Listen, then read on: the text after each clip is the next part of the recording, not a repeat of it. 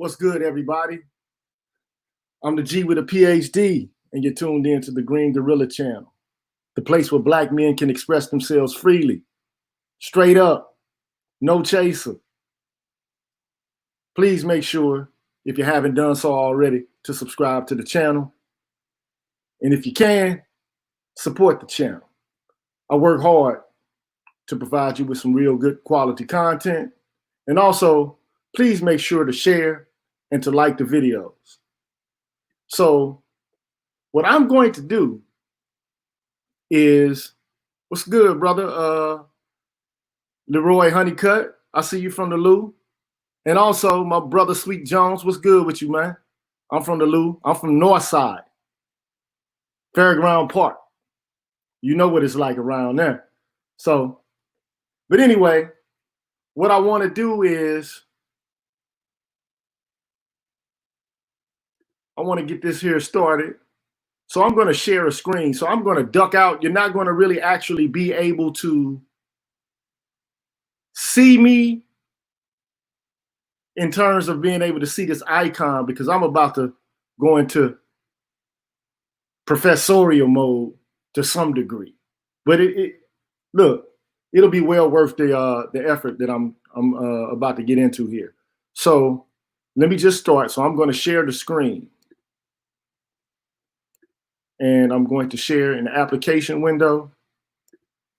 And I'm going to get started. So I'm not going to be able to interact with you by means of chat, but I will be here. And so let me get this started.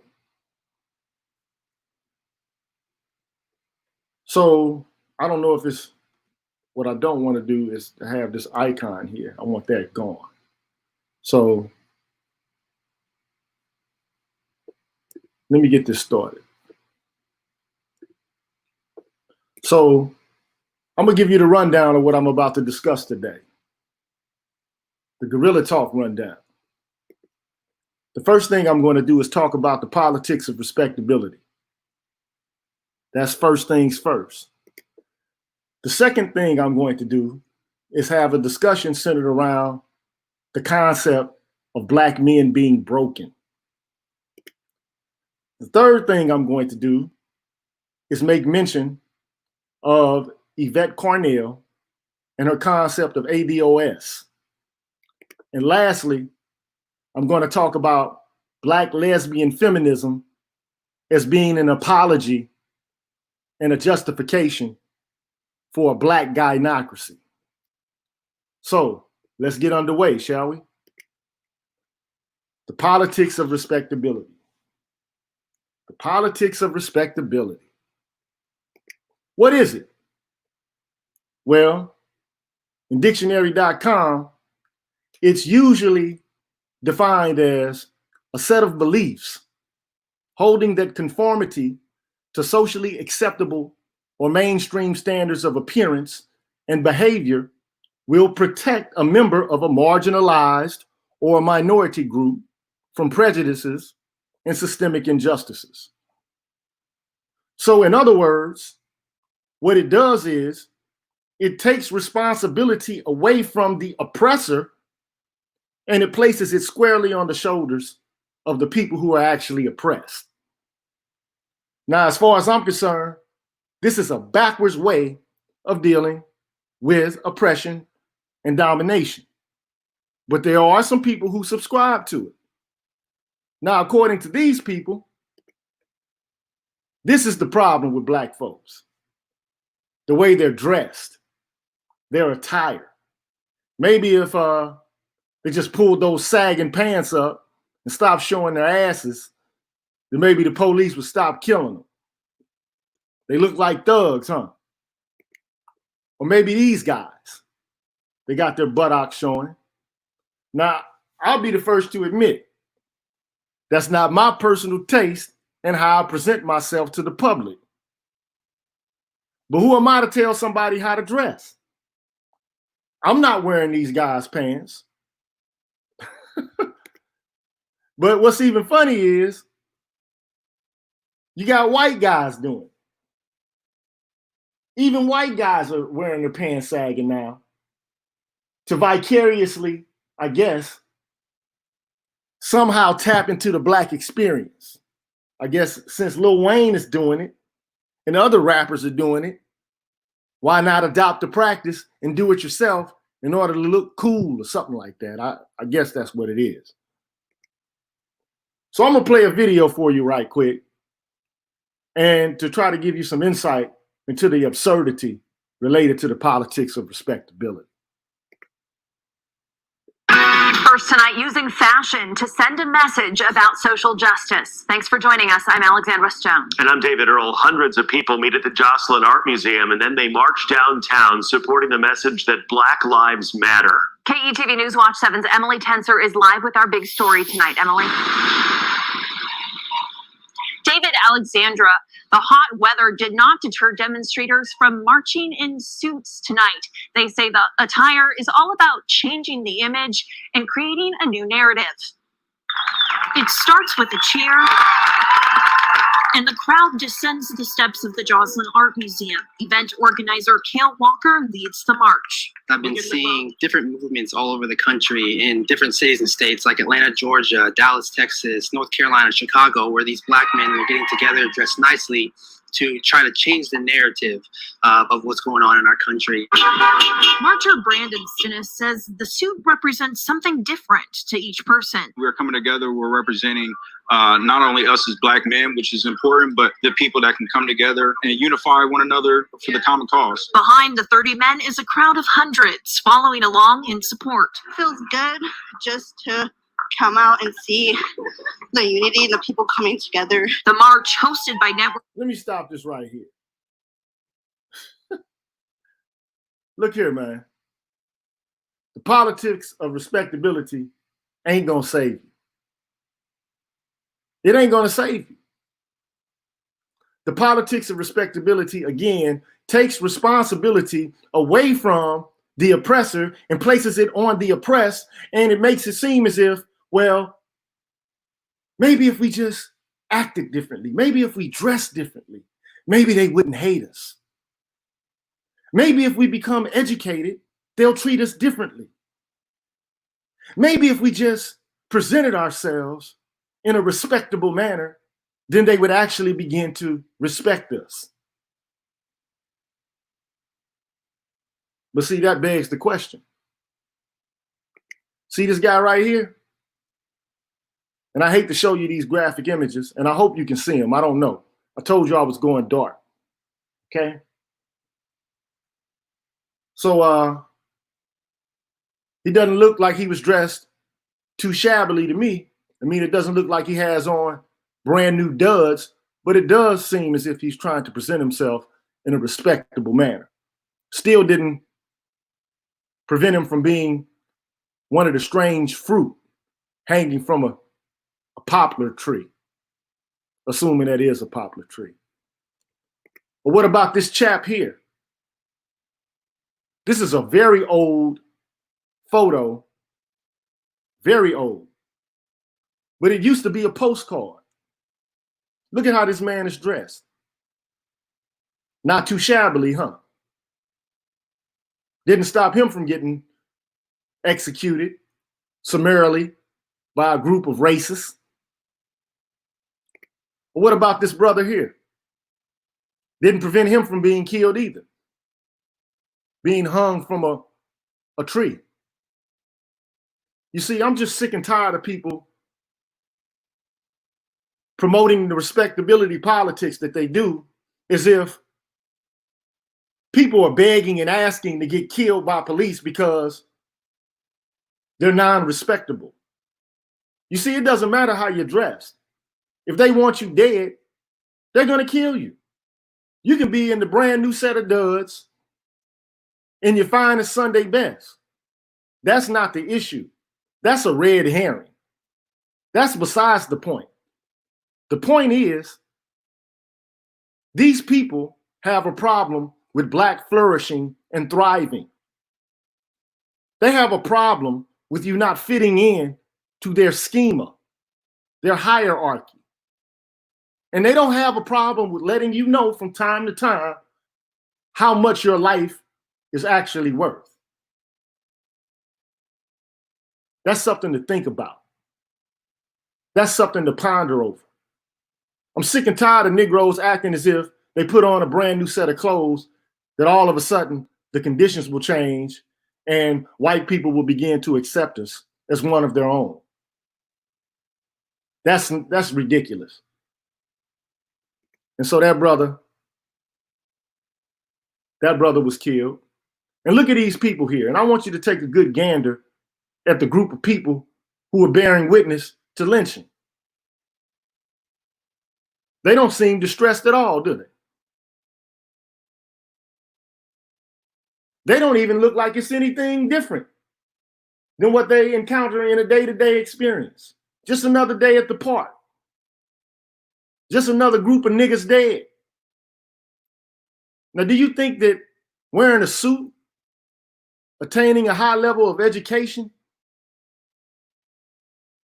being clean, or some other such respectable demonstration is going to prevent that from occurring? I don't think so.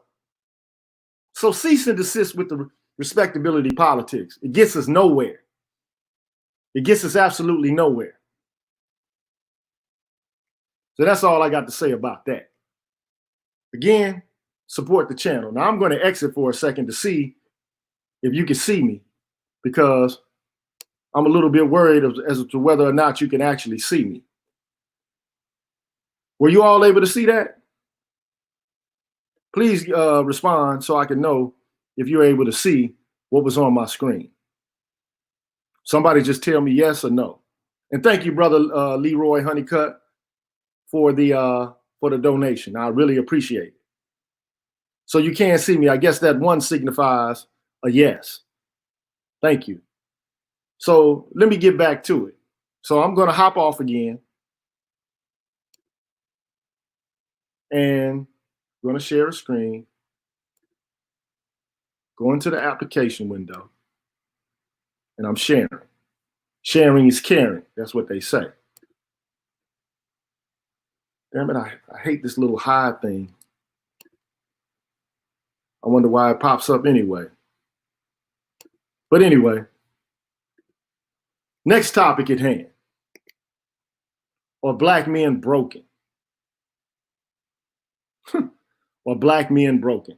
So the other day, I was on Facebook, and one of my Facebook friends posted this article, and then they had a discussion. Many of the women on the thread began to kick in with, yes, girl, yes, I understand what you mean. Yes, girl. And look at the title of the article. Black women can no longer afford to save broken black men. And the subtitle is, when does survival become more important than salvation? Now, look, I'm not going to go into this article. I'm not.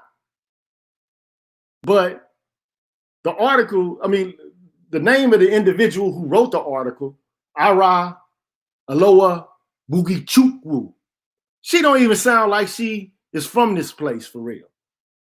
At best, I'll give her second or one generation from being an immigrant to the United States. So she's coming into this place 9 times out of 10, or it's highly likely that she's coming into this environment with a great deal of cultural capital behind her. And she's probably a black woman who's gone to college, taken some feminist courses as an undergraduate, and now she considers herself to be an expert about black women and black men in America, and testifying to the fact that black men are somehow broken, and that black women have actually been trying to save us. Now, let me tell you about saving. See, you save money. You save something that has been maybe put to the side, but you decide to keep it. Or you save something that's in dire need of help, like a doctor saving a patient, saving his life, or even beyond that, you save somebody's soul. Now, the last time I checked, Black women are human beings. But this seems like some messianic shit. Like Black women have the power to somehow save us like Jesus. I mean, this shit is like religious. You mean you have been trying to save us? Is that what Black women think that they've been doing? You think you've been saving us? Let me tell you something about saving. And let me tell you about something related to the predicament that we find ourselves in this nation. The reality is, as Black women, and this is straight up no chaser. I don't have time to play games. Black women have mostly been overlooked as it pertains to racism. Black men are living on military difficulty. Black women have, for the most part, by and large, been living on recruit difficulty. I'm talking about like the Call of Duty. We are living on expert difficulty level. Like one wrong move, the game is over. You get hit with a bullet unexpectedly, pop, pop, pop, you're dead. They're living on recruit difficulty. They're not the main objects of domination and oppression in a white patriarchal system that uses race as a demarcation line to determine whether or not you're at the top or at the bottom of the hierarchy.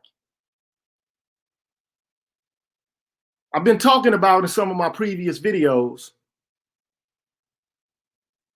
the academician named Jim Sidanius. I have him in my playlist. I would suggest that you go look at the playlist labeled Jim Sidanius, because Jim Sidanius comes up with what he calls social dominance theory. And social dominance theory basically articulates the idea that human beings arrange their societies hierarchically. That's what human beings do. And he looked all over the world at various societies. And he's come to the conclusion that for the most part, it's ubiquitous that every society is primarily patriarchal. But not only did he look at human cultures and societies, he also looked at the kind of hierarchical arrangements that mammals in the animal kingdom have. And he came to the conclusion that there are only about 4 or 5 species of mammals in the animal kingdom that have any other hierarchical structure than patriarchy. Of course, everybody knows about the spotted hyena. But also, the bonobos have a different kind of social structure than that of human beings or any other mammals in nature. And that's primarily because they have no sexual dimorphism. The males and the females are roughly the same in size and strength. I think the orca whale is another mammal, and I forget the other one. But by and large, human societies are set up patriarchally. Now, that's a fact. You can talk about normativity, how things ought to be ideally, or whatever the case may be. But this is just the facts. And when it comes to racism, what ends up happening is the members of the dominant group in that hierarchy typically subordinate the males and target those subordinate males. So this research has been highlighted by Dr. Tommy J. Curry. It's also been highlighted by Dr. Tia San Johnson. In order to get the facts straight, because there's a lot of posturing and posing about capacities and abilities and about positioning and about moral praiseworthiness or blameworthiness related to positionality in this culture. But if you don't know the facts, and if you're just using philosophy and ideology in order to make a determination about why people are where they are in this hierarchy, and then you present yourself as somehow being salvific, boy, that's a lot of hubris. In my viewpoint, I can't say all women, because that's not what I'm trying to say. But I'm saying a great deal of women, especially Black women, have been very arrogant and insulting. And in fact, I find an article like this insulting. It's insulting. To me, what it spells is women have actually been trying to help us, but then we're just refusing to accept the help. We're projects that need to be discarded now because they need to look after themselves now because we just don't get it. Did you ever sit and think that maybe you just don't get it?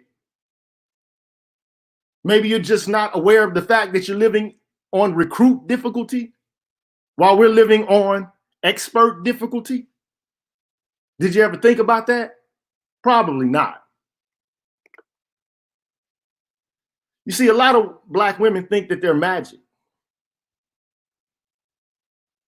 that they got something special about them that enables them to function and thrive in this kind of system that we're living in. I mean, you've heard it all before.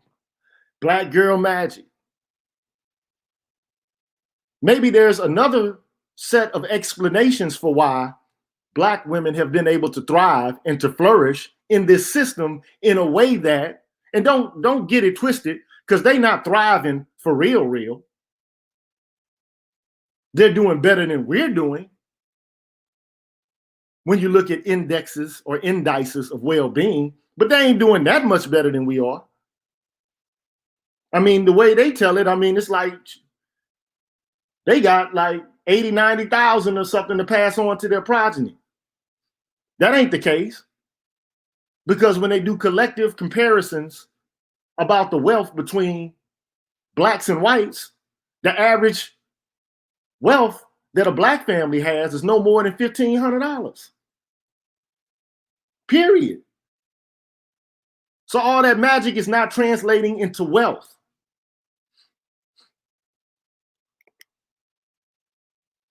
And I dare say this, with all of this disparaging talk, you might really be an agent of white supremacy. Because when you start to talk about a group of people who are being targeted most profusely by racism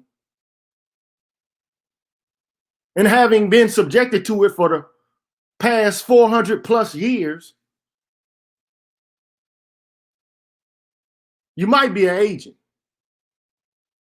You might be the very thing that's continuing the kind of system that we have. You might be in concert with the plan, with the program to keep us suppressed and oppressed. Did you think about that? Maybe we don't need you to save us. Maybe we need you to get out of the way. Did you ever think about that? Did you ever consider that? Probably not. And you know what? The funny thing is, although it is the case that primarily Black women, because they're on recruit difficulty, because they're not the primary targets of racism, don't get it twisted. When you make yourself seen, when you start to step out into the front, when you assume the banner of leadership, guess what ends up happening? You can become a victim too. You can get that ass tapped too. Because at the end of the day, when you start to assume the mantle of leadership, okay, now you're putting a target on your back. Did you ever stop to think about that? Did you ever stop to think about that? Basically, you're asking for the responsibility. You're assuming the mantle of leadership. But if you step too far out of line with your attitude and you start getting too vocal and you start being too rebellious and not understanding your place within the context of this system, you can get it too, boo. You can get it too. Which brings me to my next subject. Why did I get fired? Or my next video. Why did I get fired? I want you to peep this video. Check it out. Hey, Lucas, what's up? Okay, so I normally don't go live, but I just got fired from my job. I'm the only Black person that works here, and they just freaking fired me. Let me get out. Right? This is where I work. He just fired me because earlier a patient, we had a conversation. It was 4 of us. I was the only Black person. And they literally was saying talking about the rioters, saying how, they don't understand whatever. All I said was they were rioting and protesting because a white officer murdered a Black man that was unarmed. And I went to lunch, came back, did my day, was doing my notes, and he literally just fired me. Like, for no reason. I said, why? He couldn't even give me a reason. I said, is it because of my hair? Like, is it my hair? Is it because of the patients? Like, did I not take care of the patients? Is it my hair? He can't even give me a reason. In Gulfport, Mississippi. Just fired me because I'm Black. Seriously. And now they bitch asses locking the doors thinking like I'm gonna do something. Like, don't nobody want to do nothing to you. Now look,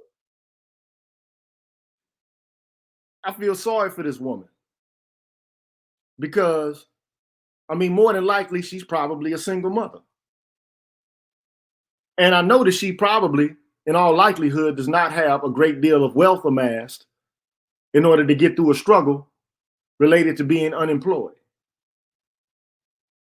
But I only show the video to show or to illustrate the point that you don't get a pass because you're a woman when you start to become vocal and when you start to step out into the center.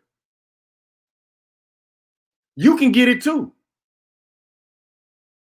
Because although you may be relatively invisible when you make yourself seen, when you become vocal at times when you probably should pull back and be the spook to set at the door, when you pull up and you show out, they'll knock your head off too. Because don't get it twisted. They lynch Black women too. Police do kill Black women too. They do that too. Now, maybe not as much as they do it to us as Black men, but you can get it too. You don't get a pass because you're a woman. And again, I don't want to disparage that young woman because losing your job is a very, very, very painful experience. Trust me, I know. But to all of your sister girls out there, what was a Black girl magic then? Why didn't she twitch her nose like Sabrina and prevent these white folks from giving her the axe? You see, magic is relative. The real magic would be able to press that dude and make him understand that you're doing something unjust or to get the law on. We're going to talk about that in a minute, though. I don't want to let the cat out of the bag. You see, white people don't care about Black women's attitude and their politics, not for real, because they know they run it. They run this shit. They know it. You think the white guys that run this patriarchal system don't understand that they really actually run it? They know they run it. They know they got this. They know they're at the heads of this. All the political rambling from the left, they could give a fuck less about that.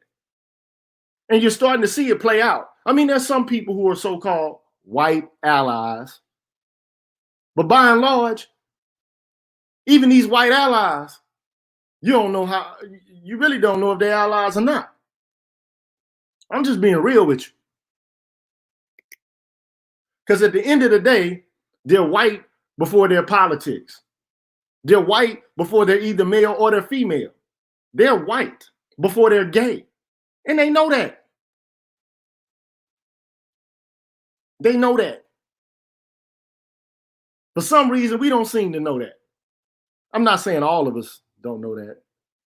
But there's a group of people who don't seem to understand that.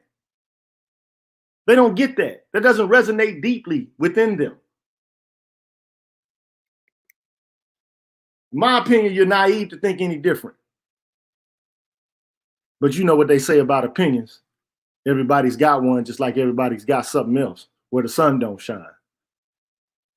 So I'm going to escape for a second to see if everybody's still with me here.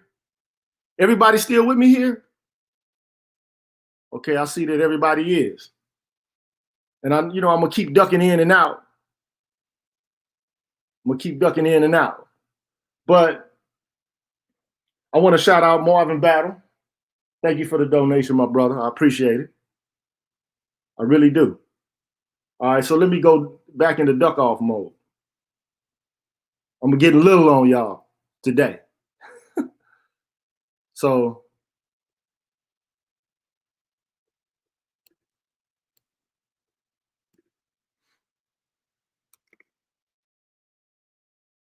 please, again, I don't mean to be like Better Call Saul, but I'm trying to rob Peter to pay Paul. So please support the channel. Cash App, G with a PhD. Anyway, I want to talk about Evette Cornell and something that she said recently on one of her Facebook posts or Facebook videos. I mean, not Facebook videos, but YouTube videos. And I'm going to play a segment of it, and then I'm going to come back with some commentary about it. Now, I don't know if you know who Evette Cornell is. I'm assuming that you do, because many of you are thoughtful and studious and erudite. So I'm assuming that you do know who she is. She's one of the leaders of the ADOS movement, which is an acronym for American Descendant of Slavery. Okay? And one of the things that they are arguing for is for reparations. Because at the end of the day, and I'm all for that. Now, I don't agree with everything that Evette Cornell says, but I'm in agreement with that. You want to solve this dysfunction, this pathology in the Black community? We need to be demanding reparations. You see, the police don't fuck with people who got money for real. You got money, they're not really fucking with you. I mean, if you're Black in a place where you don't belong, they will fuck with you. But I mean, 9 times out of 10, the police are not occupying territories where people have wealth, is what I'm trying to argue. So at any rate, this is a queer woman, by the way. And see, a lot of people make the assumption that Black men in the manosphere are homophobic, misogynistic, and a whole host of other negative epithets that they label us with. No, we just don't agree with everything you say. And you've been used to, or those persons whom label us negatively and disparage us, are not taking the time out to actually listen to what we're actually saying, because it seems foreign to them. Like, if it's been so long a period of time when you've had no pushback whatsoever, any pushback seems like insolence. It's like heresy. It's like disrespect. That's what it would feel like to someone who's not been acclimated to it. But you're going to get this work today. See, here we do it straight, no chaser. We're not playing softball. We're playing hardball. We playing hardball here. So anyway, let me show you the clip. Thank you, brother Talib Johnson. I appreciate the donation. Let me play this clip, man. I want to make sure I'm clear, fam. I am not in favor of anybody being discriminated against or treated wrong. I am not in favor of none of that. I'm not in favor of that. That's not what I'm saying. What I am saying is I don't know how we allowed people to divide our group based on all these little sections and delineations that don't matter more than race. I have said it before that race is the most consequential thing in an ADS person's life. And we're going to get into a few statistics in a minute that kind of prove that. Race is central to what we do. And if you are LGBT, you are included within that subgroup. So there's no reason to go start another subgroup. There's no reason for Black Lives Matter in terms of how it operates. There's no reason to tell people that we are going to, because I think that's what led to the day when you decide, let me just paint a picture. When you decide, as an organization that's built off of Black murder and oppression, when you decide that that organization is going to center LGBT people and not cisgender people and certainly not Black men, when you make that decision, you lead to this moment. Now, this moment is important and a problem because of the law that led to it. But let me just say before I get into all that, that this law is also a problem because of how Black Lives Matter, and I'm talking about the leadership. I'm not talking about the people on the ground. I know some of y'all are doing good work. I'm not talking about y'all. I'm talking about the Alicia Gards, the Ray McKessons, everybody who said we're not going to center. We're going to center people who have not had leadership in movements. I understand that, but the way to fix that is not to exclude certain people within the movement. Is to let people rise organically based on their skill set. See, when you start excluding people and you just say we're not going to have cis people or whatever, we're not going to do straight people, what you lead to is division within the community. And I don't know, I honestly don't know how we ever got to a point where we allowed people to tear us apart on the basis of stuff that shouldn't be central to us. Now, I'm going to go out on a limb here and say that for this part of this clip, I'm going to give her an A right here. I'm going to give her an A. But I'm going to give her an A minus. Because she should know how we got here. She should know. But maybe she doesn't know. And maybe some of you don't know. But I just so happen to know how we got here. Would you like to know along with me? I can't see your responses. If I was on Sesame Street, I'd say, come with me, little boys and girls. Let's walk and let's see. That's just me being a silly goofball, but I know what happened. I know exactly what happened. So what happened was white feminists poking their nose into Black politics. In particular, you had, and this is a fact, Gloria Steinem, a white radical feminist who comes poking her nose into Black politics directly after the civil rights movement. Now, the last live video that I had with Dr. Johnson, he kind of goes into what happened directly after the civil rights movement, which was predicated upon uplifting and subsidizing the Black family. It was about the Black family, the sun, moon, and star, man, woman, and child. But they came in with the feminist movement and told people, you're oppressed. You're subjected to patriarchy. You're subjected to sexism. You need to change all that. You need to leave these no good, low down, dirty ass niggas alone. And I'm sorry that I'm telling it to you straight, no chaser like that, but I don't know how else to say it. See, it's unfiltered and uncut over here. I'm not going to be respectable. I'm gonna shoot the gift like I'm going to shoot it. I'm on the court like Iverson with the motherfucking cornrows and the tats. And I don't care whose feelings I'm hurting. Here she come in, look, got her fist raised up like she on the Black Power movement tip. And yeah, Gloria Steinem was a CIA operative. This is well-known facts. Well-known facts. Now, let me just say something.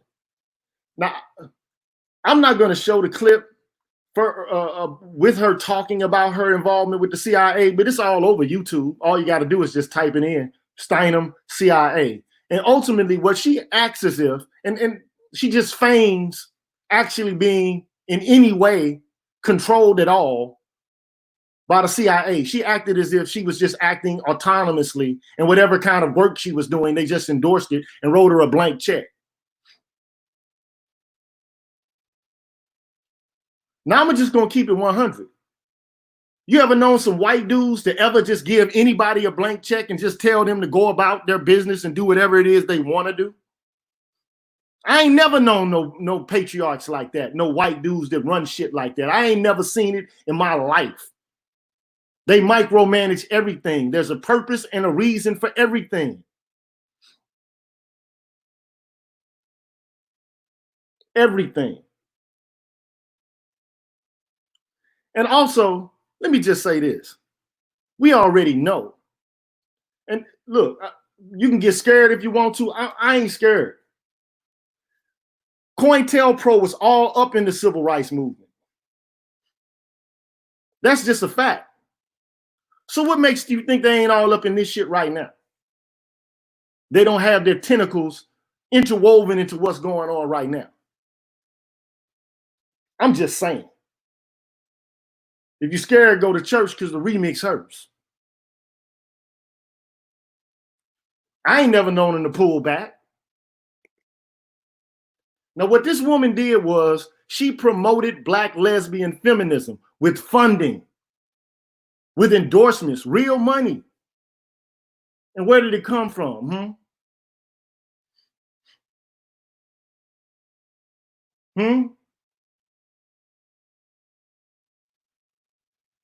What did she fund?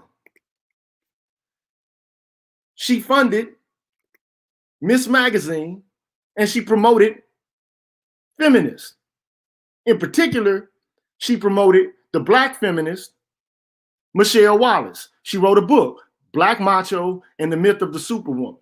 And in this book, she's basically characterizing Black men as sexist, rapist, abusers.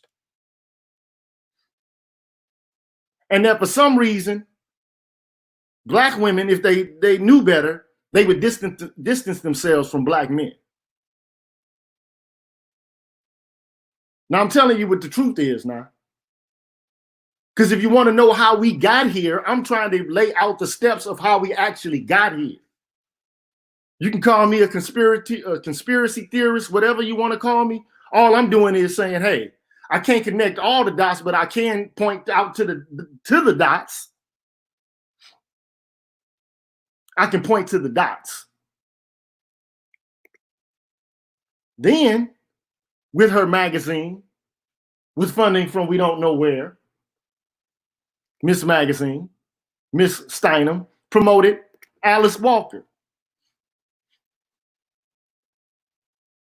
who, by the way, is the author of The Color Purple, where again, you got Black men basically portrayed as sexist, rapist, abusers. Now, I don't know if you know about the popularity of The Color Purple, but I think this woman won a Pulitzer Prize for this shit. And at the time that she wrote it, there were a lot of Black men in like high positions in this patriarchy, this white patriarchy. There were a lot of men in esteemed positions who pushed back against the way Black men were characterized in this book. But now you hardly hear any pushback at all. Although there are some people who push back. Now, let me just say this before I even go any further.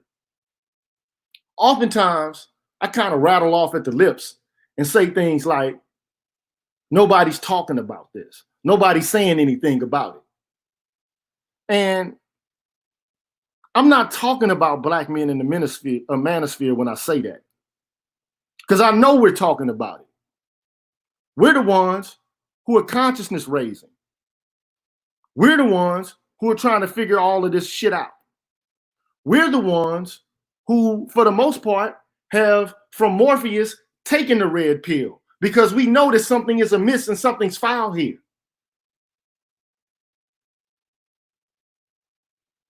We're like Neo. We want to know. But we also want others to know. That's what we want people to do, to know, to have a thoroughgoing knowledge of the kind of experience that they're having from a different perspective. Because all we've been getting for the past, 50 years is this perspective. That somehow black men are sexist, rapists, abusers, and they need to be decentered because they're pathological. And they're somehow halting and stopping the more benevolent, the more benign black girl magic.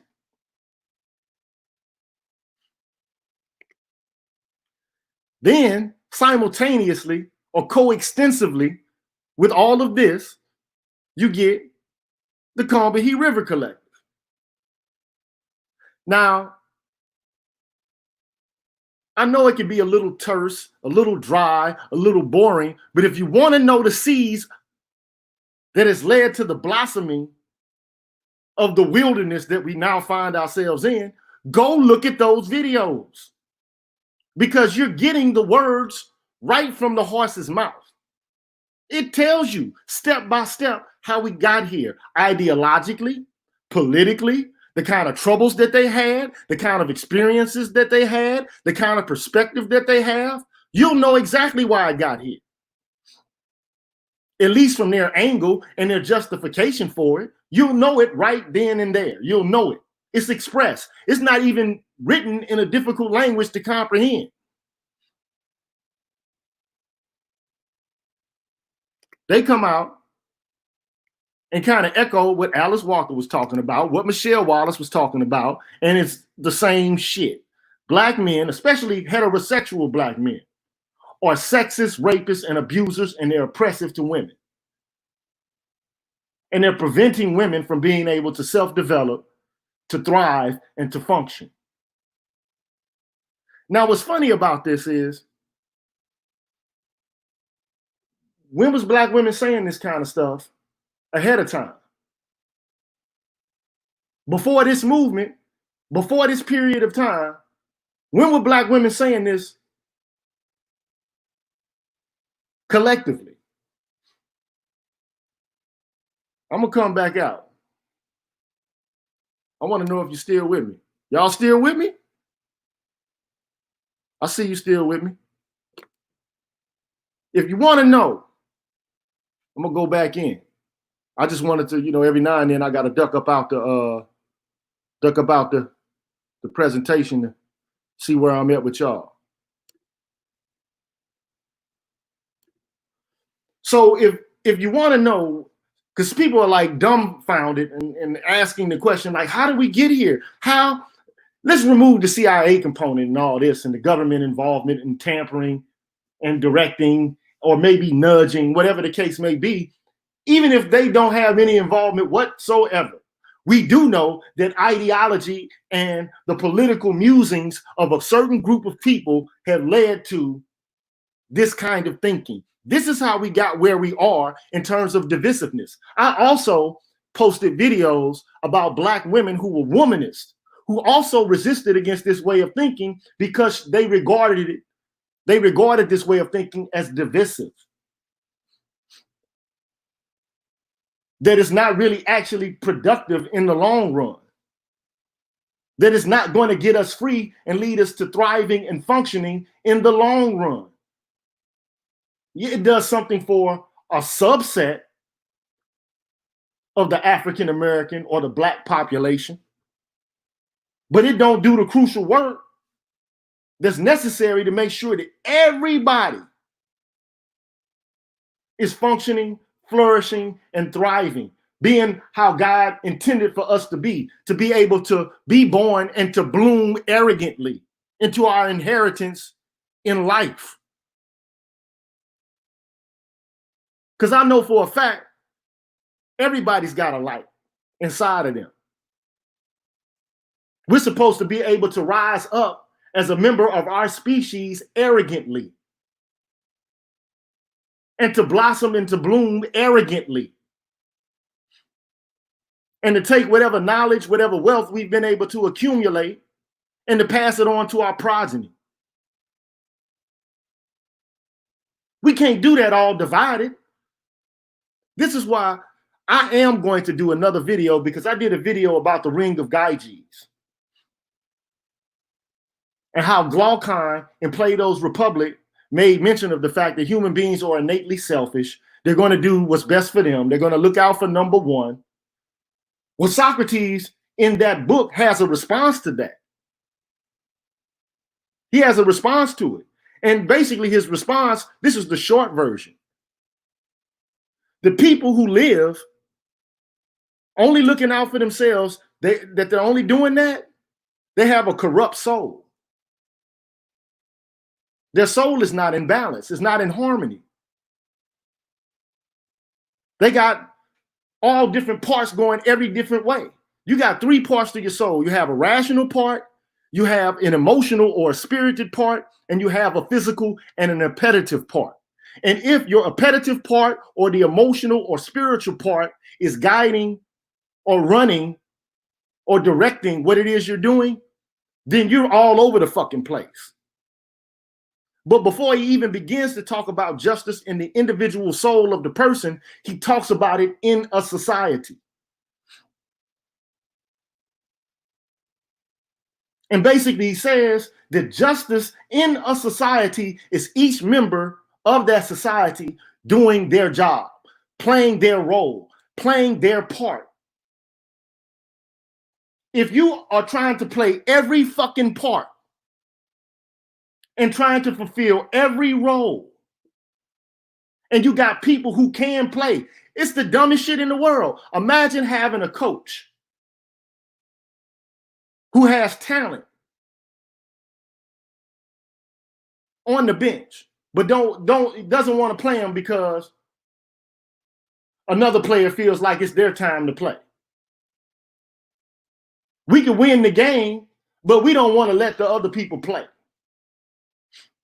Because we haven't, like we're in the fourth quarter and the game is over with and there's 2 minutes left, so now they want to get on the court to show everybody that they can play too.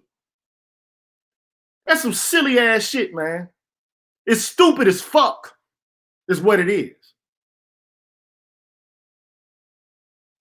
Now I'm starting to get mad. I don't want to get mad. I just want to keep my cool. So when it comes, look, and there's a reason why right now, and I want you to screenshot this at some point, go back and look at it. I'll leave links to these articles on my page. But there are articles here. So Dr. Johnson has basically said time and time again that there is no such thing as a black male patriarchy. That's just a lie. Because if you look at every major institution, black people who are males, we don't run any of them motherfuckers. None of them. We don't control these institutions. Arguably, the only institution that we can have control over is the church. But when you look at the church, who's the congregation? The pastor is a pastor. He's a performer, man. That's what a pastor is. Nowadays, anyway. You got boards of deacons and deaconesses, and you got the congregation. If they don't like what that man is saying, he's out there. Holler at you, see you, wouldn't want to be you. So the only other thing that you can really point to argue that men are in some form or fashion oppressive is domestic violence and rape.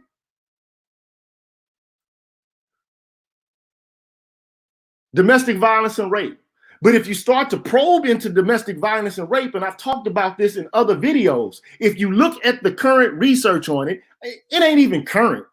People have been doing like work in this shit for 40 plus years, and it's been systematically denied, stymied, blocked by feminists. It's based, I mean, these people have issued threats, bomb threats, life threats to people who espouse views that run counter to the narrative that somehow women are the penultimate. They're at the bottom of the bottom, even despite evidence that illustrates otherwise. Look, I'm in favor of telling stories and people being able to express their feelings, but at some point, you have to temper your feelings with the facts. You have to.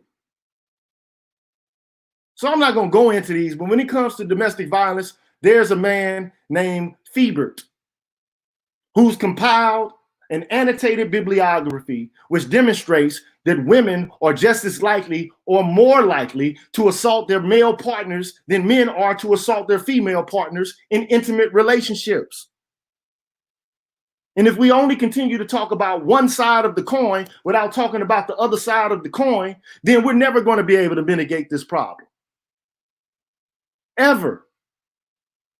And then not only that, we also have to take into consideration sexual assault, which typically has always been construed as something that men do to women by penetrating them forcibly.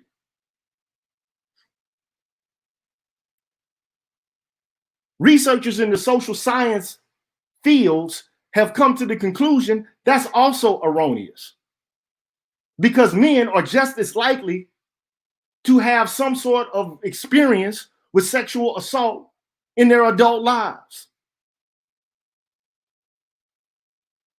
And notwithstanding that fact, also, there's research which demonstrates that when it comes to sexual debut, like when you first start having sex, the demographic that starts having sex the earliest are Black boys, somewhere around 12 years old. Now the question is, who's fucking these little boys? Sometimes it's grown-ass women. Sometimes it's grown-ass women. So we have to start telling the truth about domestic violence and rape in our community and not continue on with a narrative that's only flattering to one group of persons because that makes them feel good and it allows them to put forth this notion predicated upon an ideology, and then to continue to use an echo chamber in order to reiterate the shit, but not having any facts to back it up. But we need to be decentered though, right?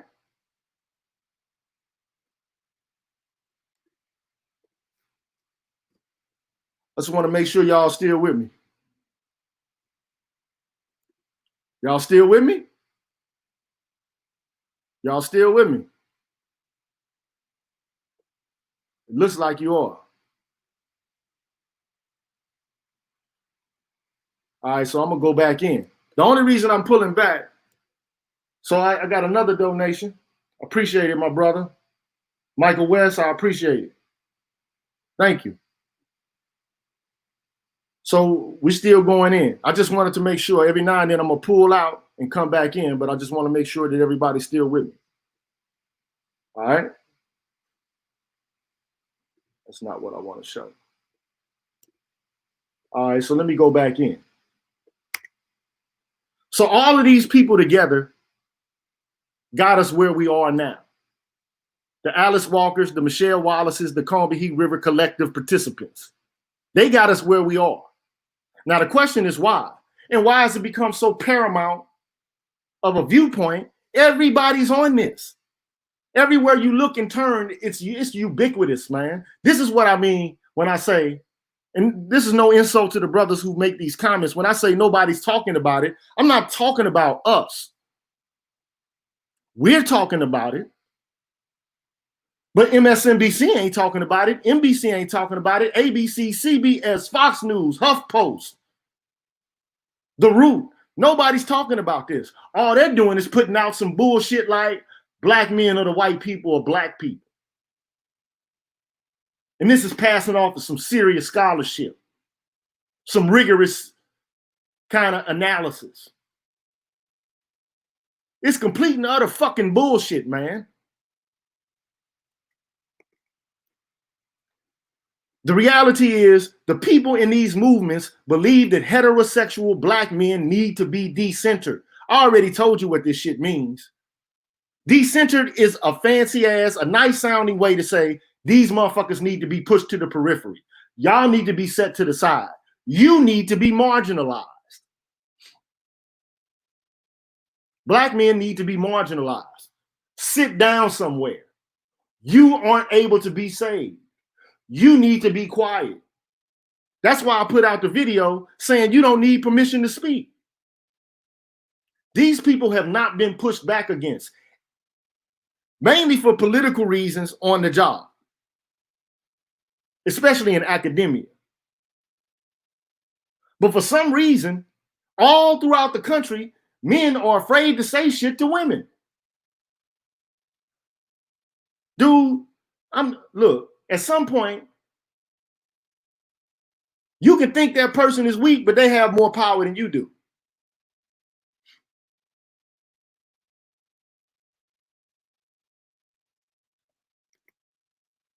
Black men are abusers, rapists, violent, broken. This is how we're being characterized in the public sphere. I mean, you may as well just start calling us bitches. Y'all some bitch ass niggas. That's why you got these hashtags, black men are trash. Black men ain't shit, this and that. This is why you're seeing this. Niggas ain't shit. Niggas and flies, I despise. The more I see niggas, the more I like flies. I've heard women actually say that shit. It's disrespectful. It's absolutely disrespectful. It's repugnant. So what happens when you decenter black men? You decenter people who naturally rose up when Michael Brown got killed.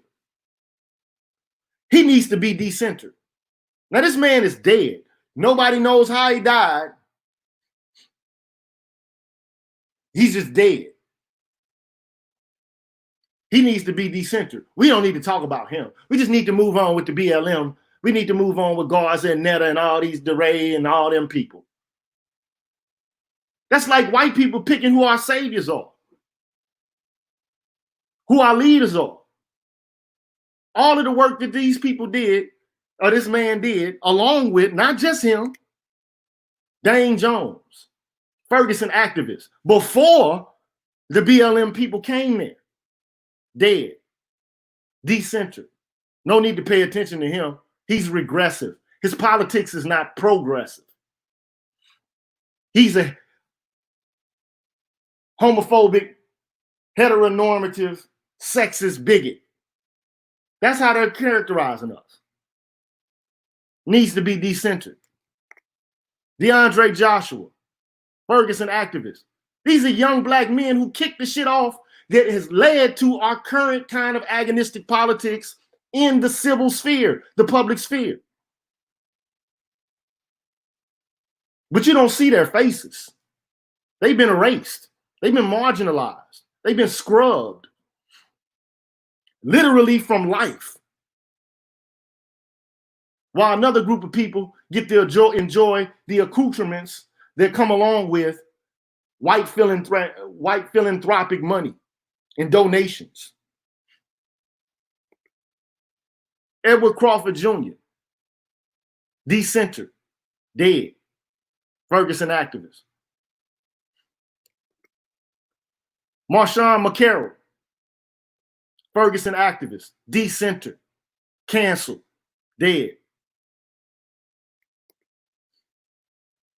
Bassem Masri, also a Ferguson activist.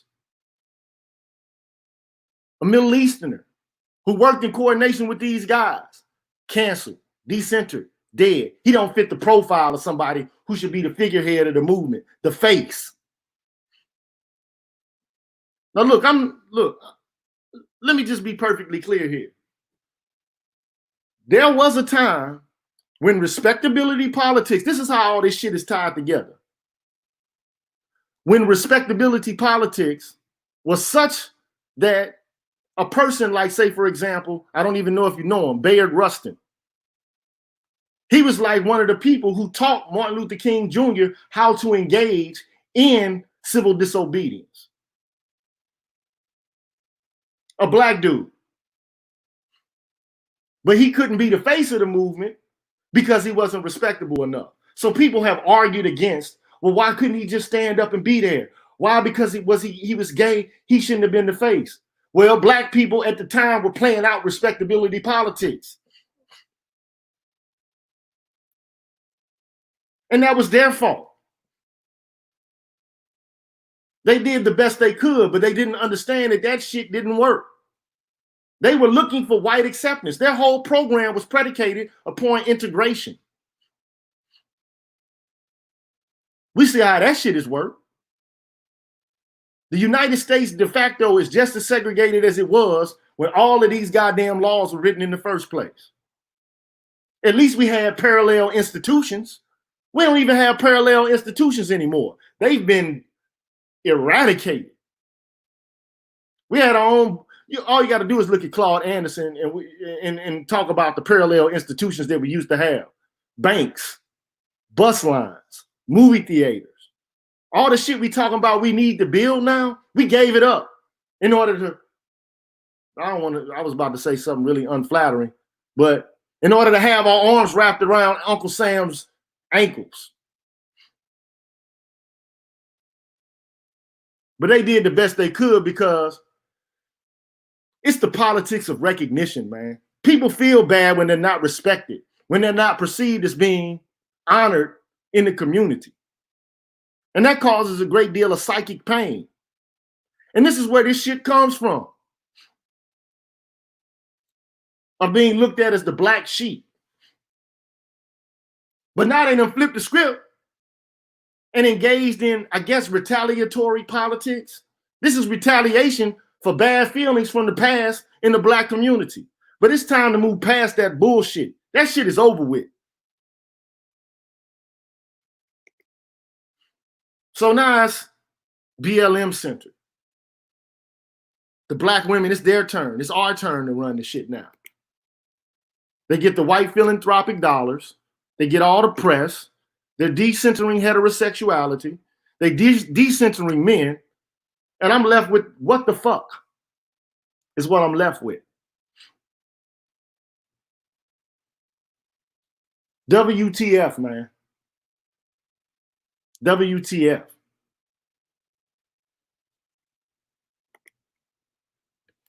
This is black politics. This is where we going with this. This is where we are now. But the question is, do we remain stuck here? Because this is some ridiculous shit.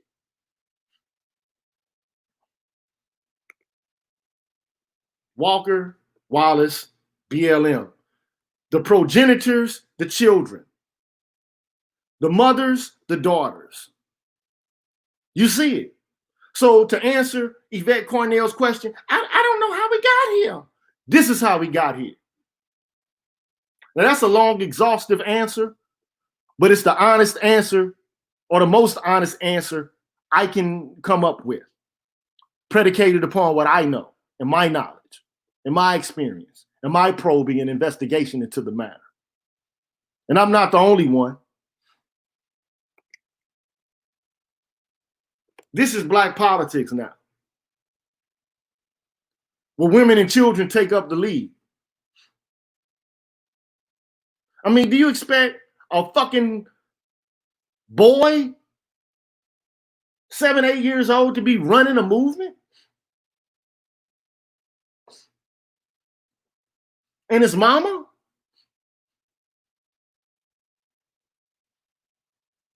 I can tell you what happened in Ferguson. You got a bunch of young, rowdy black dudes who went out there and started breaking shit up. everybody says, oh my God, there's something wrong here. All the cameras come in, and then you get motherfuckers Twitter fingering, and the next thing you know, they declare themselves to be the head of a movement.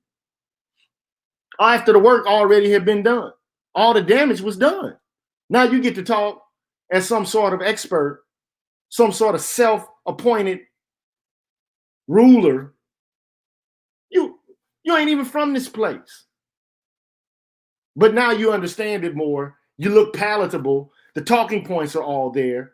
Nobody's going to talk about decentering people who now are perceived as the most oppressed. So now they have this voice. Black men need not apply. Black men don't belong. I guess when we all dead, there'll be a fucking heaven or some kind of shit. Everybody will start singing like in the fucking movie The Wiz. Can you feel a brand new day?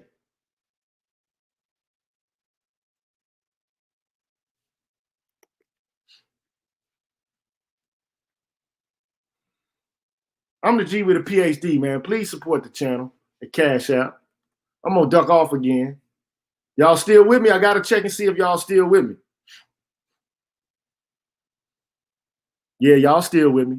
I'm ducking back in. I'm going in, and I'm gonna go hard. And I'm gonna go hard. Going in. I wish I could add music to my shit, man, like I want to.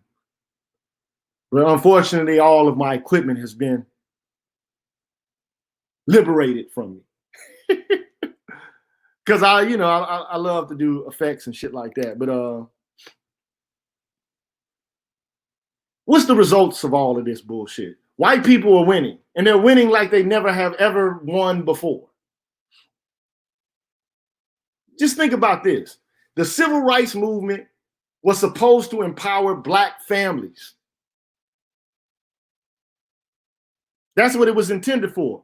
In particular, like say, for example, affirmative action, that shit was supposed to integrate black men into the workforce so that they can compete with white men. Then guess what happened? Here come these motherfuckers. White women. And the LGBTQ community. And I'm talking about white people here primarily. Because any kind of currency that black women are going to be able to gain in relation to being queer or women, they're gaining that currency precisely because they're riding the waves of the white expression of those movements. They're on the coattails of that shit. But then the question has to become one in which, well, why all of this shit now, white lady? Why now, Miss Ann? Why now, Becky? Why now, Karen? Why now? I mean, why right now is it your time to stick your nose in shit?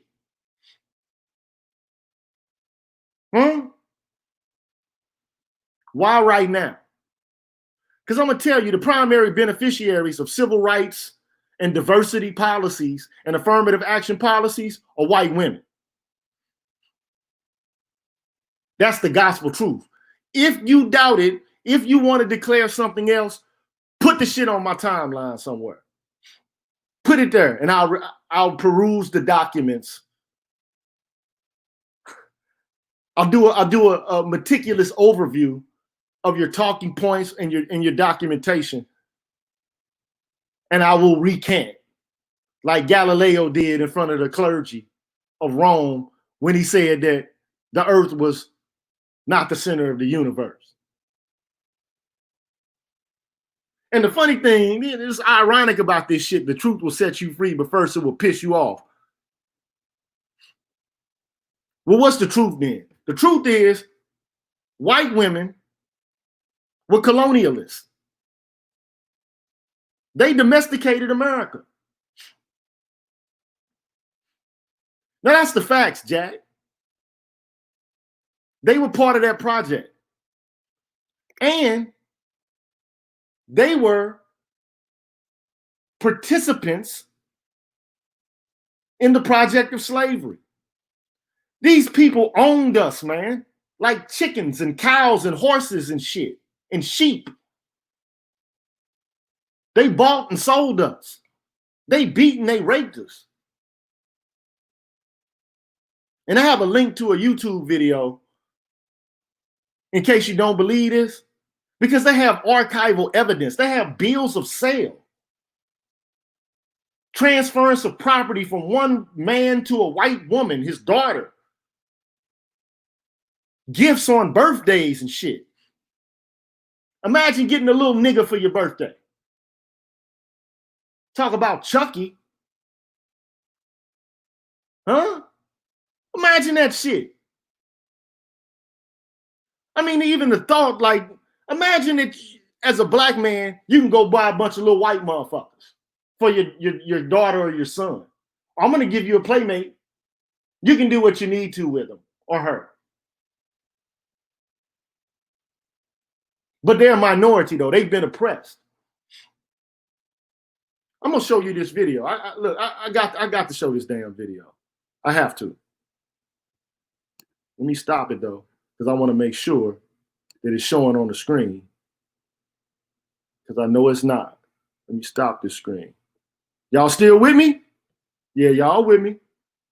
Y'all with me. I ain't going to be too much longer. Trust me. It's going to come to a close, okay? But I got to show you this video in case you don't believe me. In case, you know, you have some doubts. You see that? See that image there? Yeah, you see that image there. This is just a short clip. It's not long at all. Now, the woman, I forget her name, man. It's not popping into my head real quick, but she wrote a book called They Were Her Property. So I'm going to roll the video back after this short clip. But so you can get her name so you can go back and refer to it. Yet narrative sources, legal and financial documents, and military and government correspondence make it clear that white Southern women knew the most obnoxious features of slavery all too well. Slave-owning women not only witnessed the most brutal features of slavery, they took part in them, profited from them, and defended them.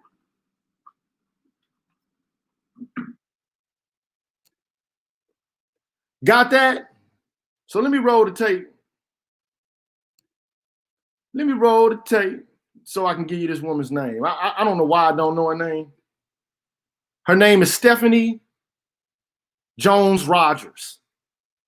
They were her property. See, there seems to be this collective lie being put forth that somehow Karen and Becky and Miss Ann, see, that's what the grown folks used to call her, Miss Ann. That they ain't got nothing to do with this sickness in this culture, man. Like they get a pass because they got a fucking vagina and a uterus.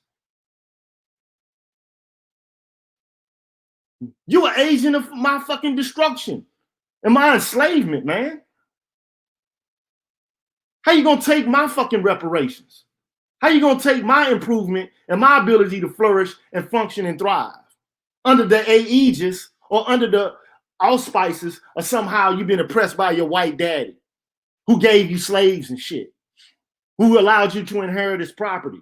And this whole business about white women weren't ever able to own property, bullshit, man. Some of it all depended on what colony they were in. Well, these blanket statements have no nuance, no subtlety, no fine-grained analysis. It's just blanket statements about how women had no influence on culture politically, socially, whatsoever. It's a fucking lie. They need to be held accountable. They need to be held accountable for their sins, just like these white dudes do. Because they were main contributors, main participants, and main endorsers of the patriarchal concept.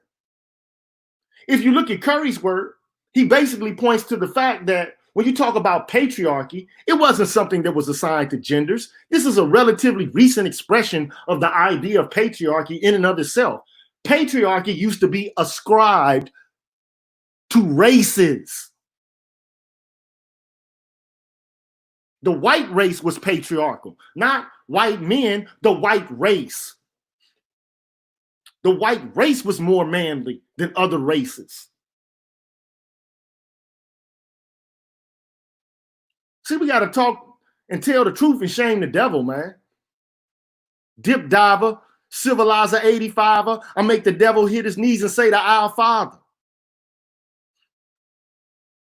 Thank you. Thank you. I see the donation there, brother. I appreciate that. Let me go back in. I got to stop the screen and go back into my main project here. Application window. Where's my application, man? See, this is why.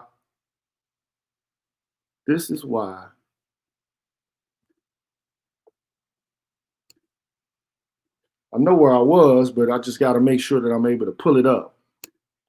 And look, this is my first time doing this, so if I have a few bumps, scrapes, and scratches and bruises along the way, you have to, please, if you could, give your boy a little bit of show a little bit of patience here. So yeah, they were slave owners. They defended Jim Crow. They were some of the most ardent, most staunch defenders of segregation.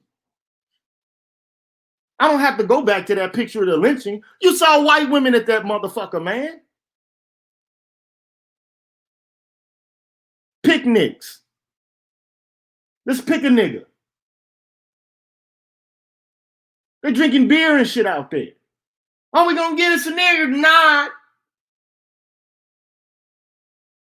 They used to fucking consume people's flesh, crush their bones down to ash, split apart pieces of the body, the genitals.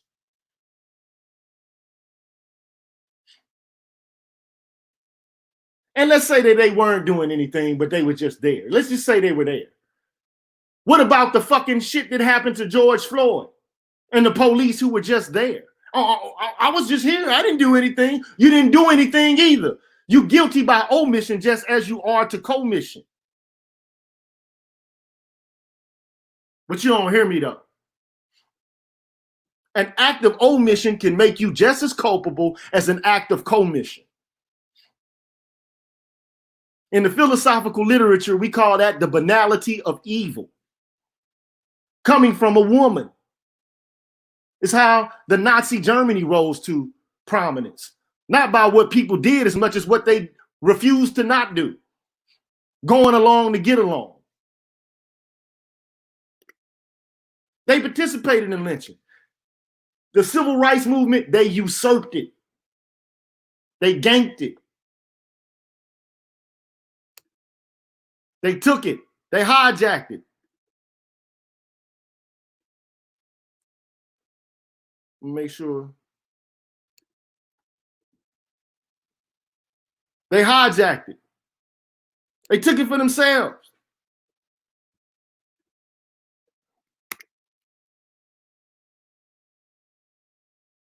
Now the question to me is, how is a politics predicated upon this lie about white women being oppressed and all fucked up and hurt by men in their community who are their fathers, their uncles, their brothers, their cousins,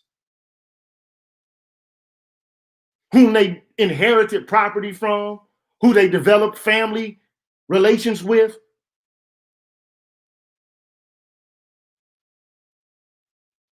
How's this shit working for us?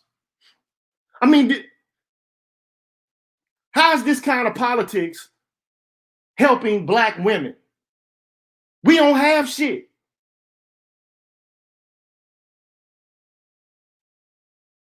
As a matter of fact, they ain't got shit either. I mean, these motherfuckers got something. While the black men who started the shit in Ferguson, them motherfuckers are dead, man. God bless the dead. Rest in peace. Rest in power, brothers. But see, these motherfuckers came along, weren't on the front lines, come sit behind like a goddamn somebody in the it's the type of motherfucker playing the game from the remote control and shit. You on the bench coaching and shit. You ain't out there in the field. You sitting on the sidelines coaching. But you know how to run this shit.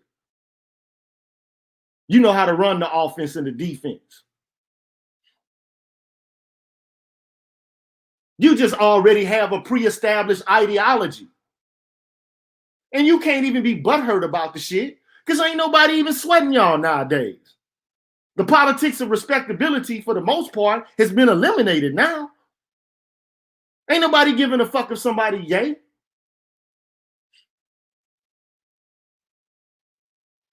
Not for real. Now, there might be some instances of sexism and homophobia, but I mean, it ain't as pronounced as it might have been where, say, for example, a Bayard Rustin can't even be there in the front. It's plenty of gay motherfuckers they on TV, everything. That shit is over with now. Like, you ever heard of we shall overcome? Okay, you overcame. What's the next step? You ever played chess? It's like trying to get a move off. Like I took this piece. You got that piece. The game continues. The game, you got to understand when you won a tactical move. You won that move. Okay, what's next? The game moves on. And it's played on many ranks. It's 8 ranks and 8 files. And you got different pieces on the board.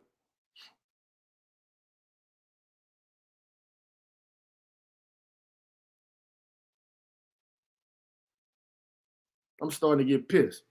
Another clip from Evette Cornell. And this is leading to the end of this here. And I'm glad y'all here with me. I know it's taking a long time for me to get through this, but I got to get through this. Check this clip out. Let me tell you, when women, remember, if you think this LGBT ruling is going to help Negro LGBT people, let me give you an example. Ask yourself something. How did feminism help Black women? Now, did the wealth level of Black women go up because they were involved with feminism and supportive of feminism? I'm just asking a question. Now, I'm not saying, I understand we got womanists and even Black women who describe themselves as feminists are not like what I think of as the feminists of white women. So I'm not downing Black women who identify that way, because when I talk to y'all's feminism is very different than white women. And it's not the same thing.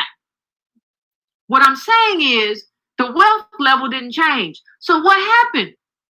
So here's what happened. So remember, wealth is held in families. It's not held in gender. Wealth is not held, forgive me, children, wealth is not held in the vagina or titties or nothing else like that. Wealth is held in families. So what happened, you saw husbands and business partners say, hey, you go get the minority loan or whatever. Women are getting included now. Feminism, women, I am woman, hear me roar. Women are getting included. Hot digging it out. So you go get this minority loan, and because you're a woman and you're a minority, but you my wife and I'm a white man, and you bring that all the way back home. And I'm gonna help you do that with your business, and I'm gonna run my other stuff over here. It all became a funnel all the way back to the white family. There is no white man, white woman. There's only a white family. That white woman who was talking to you about feminism has a brother, a husband, a father, uncles, whatever, all of that stuff. And if you believe that she hates those people or dislikes them or wants less for them, then you crazy. She loves her family just like you love yours. So I don't even know what we're talking about. Now look, fam. Look here. I don't give her an A on this one. This one she cannot get an A on. You get no A on this. But I'll give you a B- for being able to at least point out the fact But this shit ain't doing nothing for us collectively. It ain't even doing nothing for them. To put it in the language of the manosphere, you daggle, strag, you ain't got shit to show for it, no fucking way.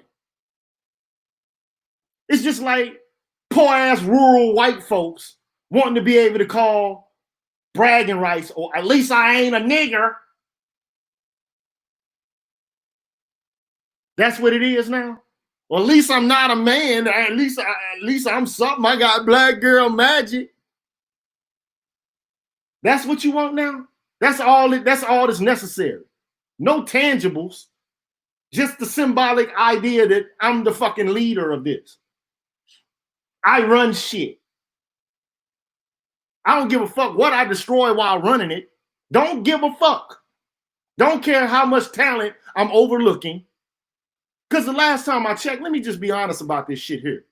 And I'm not being, look, women, I'm not trying to be disrespectful. You might think I am, but I'm not. I'm just trying to speak the truth to the young black youth. The reality of the situation, the way I see it, nobody deserves to be born either male or female. You didn't make that choice.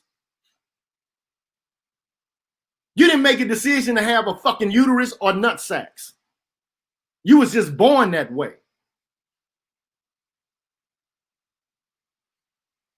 That's just how it is. So you mean to tell me, in virtue of the fact, dumb luck from nature, that I need to be decentered? I didn't ask to be born a man, but I'm a fucking man. And I'll be goddamn if I'm going to be less than what God intended to me to be. Because I'm making you feel special about some shit. So I got to dumb myself down to make you feel comfortable? What type of bullshit is that?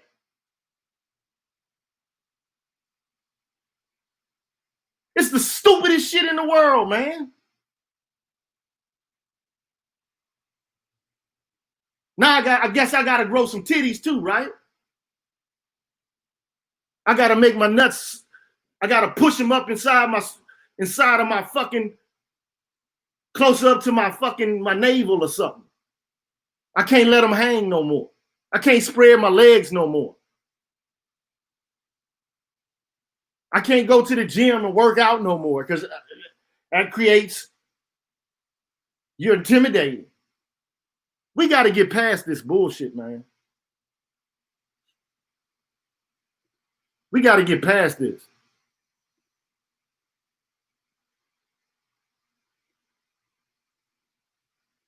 We got to get past this, man. Look. Nature intended us to be what we are. And there's some people, though, who like to say, well, nature is not deterministic. I get that. But the idea that social construct, you can do anything to nature. We just need to construct it. Everything is just a function of construction. That's philosophical bullshit. It's mumbo jumbo, man. Women have 8 to 10 times less testosterone than men. That's just the fucking facts.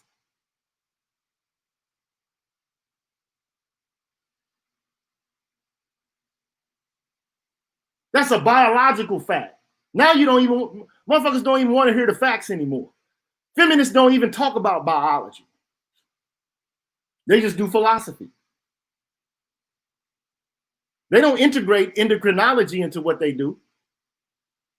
It's just Marxist political philosophy. You can't falsify it. It's not even rigorous. If you say anything about it, then you just get called a name. It's an ad hominem enterprise. And it's complete and utter bullshit. It's not rigorous. Any discipline has to be able to withstand scrutiny. And like the roughest, toughest kind of scrutiny. Not just, well, you're right. You're right. Go, women, go. Every idea has to be gone over like a fine-tooth comb, whatever it is. That's rigor in the disciplines, whether it's English, philosophy, whatever. You don't get a pass because you got a vagina. You're not morally more superior than anybody in virtue of the fact that you can gestate a child in your womb. Half of the animal species can do that shit.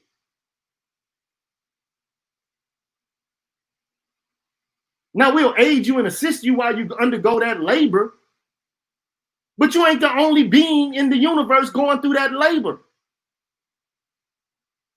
We all have our different kind of labors. We all have our crosses and our burdens to bear.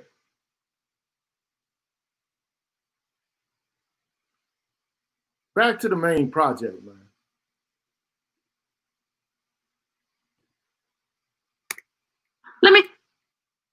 So I give her a B- on this. First of all, black lesbian feminists are not ideologically different than their white counterparts. So all that shit she's talking about, I talked to them and they different. They all the way different than the white feminists. No, they're not. They're not. The same talking points: patriarchy, oppression. Listen to the language. I don't know if you know what patriarchy, let's do etymology. Etymology is breaking words down into little parts so you can discern what their meaning is. That's what etymology is, the study of words and concepts related to those words. Patriarchy has a root, pat, which really is connected to Latin, pater, which means the father. So you mean you're trying to X fathers out of the equation? What type of stupid shit is this? Fuck fathers now, huh? I don't know no man on this God's green earth that's gonna say, fuck my mama. Fuck my mama. I heard Eminem say that shit. I heard Tupac say, even though you was a crack fiend mama, you always was a black queen mama. But we let this slip off of the tongue with fuck dads. Like it's all that shit is fuck daddy. At the end of the day, daddy's oppressive. We don't like daddy. Screw daddy. Up yours, daddy.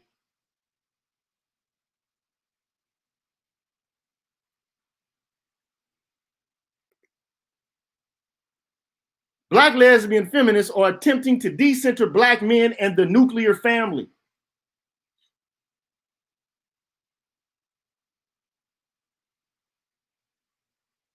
Fuck the sun, moon, and the star. You go back to the most ancient civilizations. We can go to Kemet. You'll see imagery, and they had nuclear families because they studied the language and the kind of words that were associated with households. They didn't find words for aunties and uncles and grandmas and shit like that. They had mother, father, boy, girl. And though they venerated motherhood through Osset and Horus, they also venerated Osiris and the phallus. That's what obelisks are. Phallus symbols. This shit we are engaged in now is fucking sick.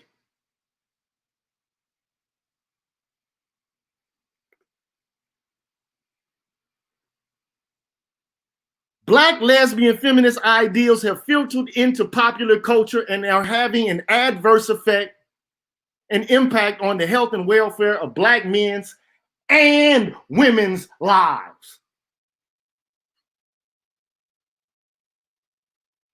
So what type of dumbass beast would want to do it all by themselves?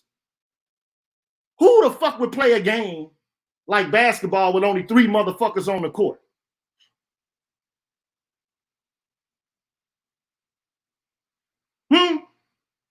Oh, I can play the whole, like you can play this whole goddamn game against a squad that's filled with all stars. I got this, though. I got this.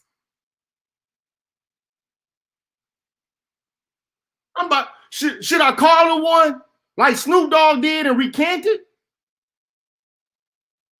Bitch, you can't handle this. Not by your goddamn self. You can't handle it by your fucking self. There you go.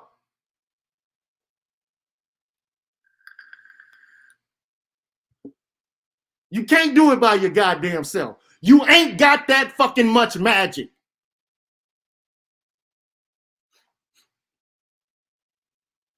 You ain't that magical, Negro. And I'm pissed off about this shit because it takes somebody with extreme hubris to think that they can handle this shit by them. I got this. Oh, you sit back. Boy, I told you to be quiet. Okay, all right, dear. You got it. I'm gonna let you have it.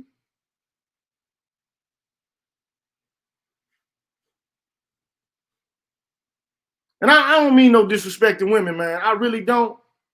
I do not. I don't. But I'll be lying to you if I never said the B word in my life. That's a fucking lie. I got 2 daughters, man. And I want what's best for them. My mama, let me just say this about mamas. Men do not disrespect their mothers. They venerate and honor their mothers, especially if they're the kind of mothers that are worthy of respect, unless they're trash. And I know some guys that had mothers that were trash. And they don't even talk derogatorily about them. They don't. They just say my mom was fucked up, man. She did some fucked up shit, bro. But I still gotta respect her. That's my mama, man. But I'm gonna say this, man. Everybody that's a woman ain't my fucking mama. I don't care if you're 80, 40, 20, you not my mama.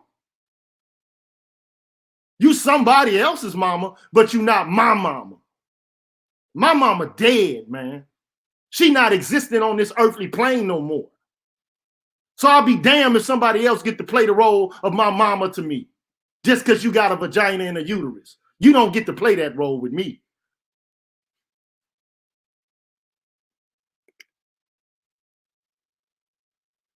And lastly, in closing, Black lesbian feminism's legacy. A Black female-centered gynocracy. Now, to be perfectly honest,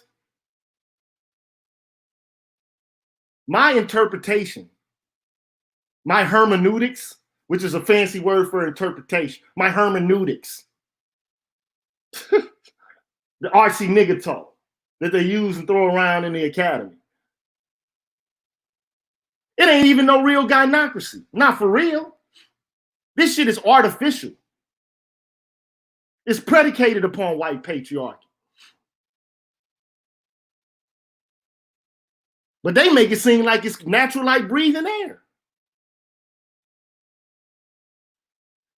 The gynocracy in and of itself is sitting on the foundation of white patriarchy and benefits really that are supposed to accrue to white women. They just modified them and transformed them in order to help little Black boys and girls. Disproportionately.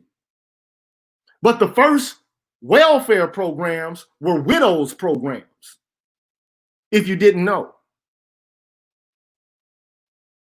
They morphed into something different at the advent of the time when Black people had moved or migrated from the South to the North and began to live in urban areas, and where the behavior and comportment and the mores associated with sexual activity had begun to change. We're talking about the advent of the birth control pill. We're talking about after the hippies movement, the free love movement. We're talking about the civil rights. It's a lot of shit that happened during that time. And it changed the psyche of the entirety of American culture. And it impacted us more. It had a more negative impact on our communities than any other group of people, because we didn't have a mooring to begin with. And what mooring we did have, we just gave the shit up for the sake of integration. And at long last, we still not integrated. We living in a situation where women are doing it all by themselves, and they don't even fucking have to. They're just opting to do so because they have the honorific symbolic status of being able to run shit like mammy. But you ain't acquiring wealth for future generations of black people. You're not. The numbers don't lie. All them damn degrees ain't making you wealthy. It's putting you in debt.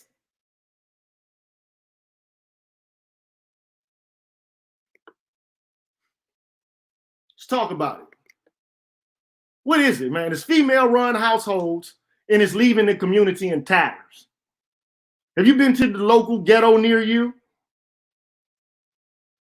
Now, we can talk about things outside of the context of female-run households. I don't want to associate all of the pathology in the community to women running communities. That's not what I'm doing here.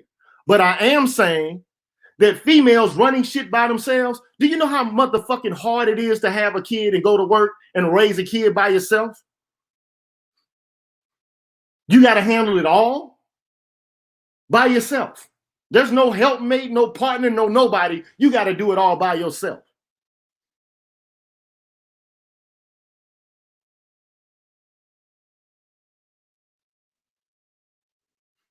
We don't even have communities anymore. We got neighborhoods.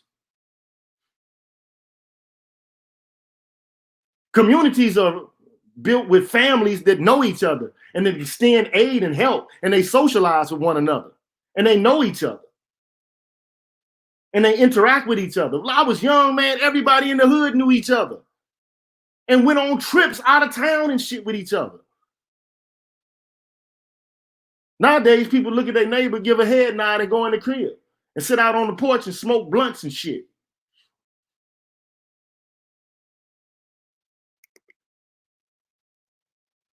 It's a woman-centered culture which underdevelops black boys.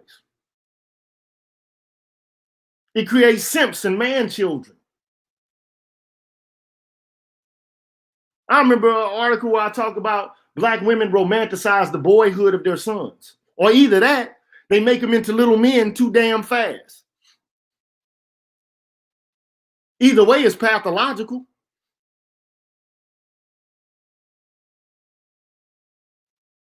The last thing a man needs or a teenager needs is not to be able to transition into manhood. And a woman can't teach that dude how to do that.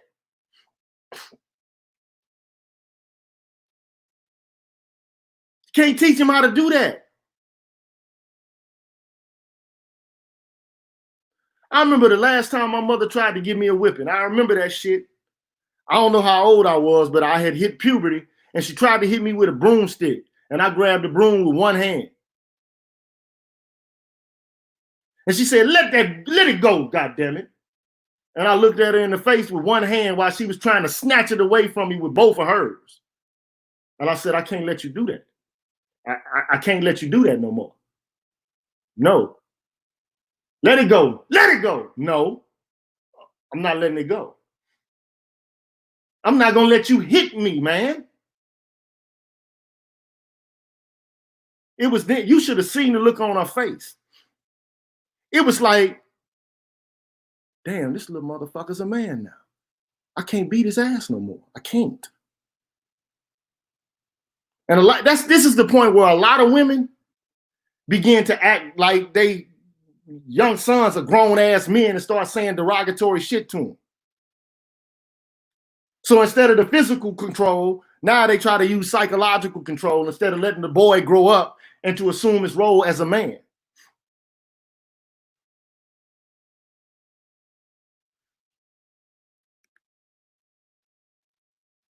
It's a women-centered culture that disrespects black men, which utilizes state power by proxy to solidify their plantation-based hierarchy.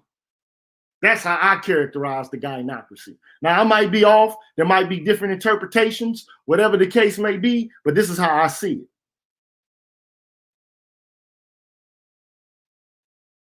It's propped up. It sits on the footings of white patriarchy. Without that, it don't have a leg to stand on.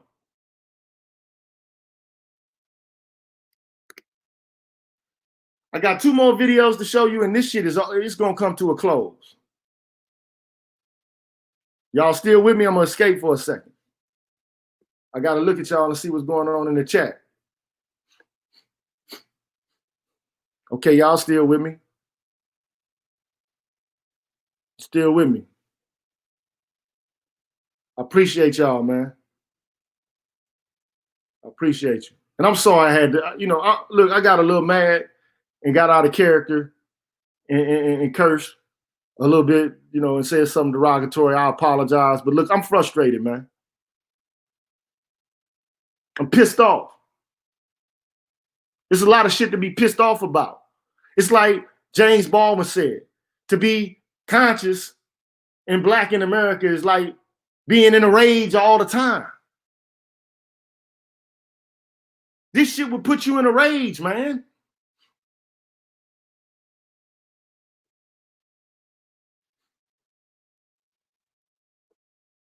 Let me get back to the subject at hand. So I'm gonna let them understand.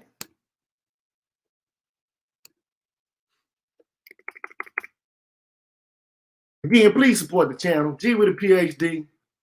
Hit me at the Cash App, man. Make it snap. Make it hot. Make it crackle and pop. Look at this shit here. Man, somebody get this motherfucker. Like, for real. Motherfucker walking barefooted chasing me. You left her car and some more shit. Please. Stick your bitch ass. Please, yeah. She said she finna stick my bitch in. I hope that bitch died. God damn, this motherfucker in her.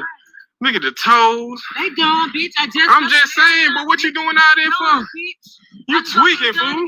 Bitch, just give me my money, ho. I just gave you that, fool. Bitch, you ain't give me shit, ho. Bro, what is wrong with you, man? I'm gonna show you what's on me, bitch. Yeah, damn. For real, bro. Put on your shoes, fool. Stop fucking with me, bro. I'm not. Bro, go on, fool. What the fuck you mean, bro? I just gave you that little $2.5. No, you didn't, Bro, you tweaking that hoe. Hey, bro. Hey, man, get this bitch. She run fast as hell. Get this. Bro, stop. Call police on your ass. Man, look. I got $30. Fuck that, I got $50. Somebody pull up and snatch this whole wig off, man. This bitch playing with me. For real. Bro, stop playing, fool. Go get your car. Bro, I'm just using it for my security purpose. You might lie to the police I hit you like last time. Yes, I went to jail for that shit. So? Hey, fuck that, bro. Come on. Hey, fool, come on.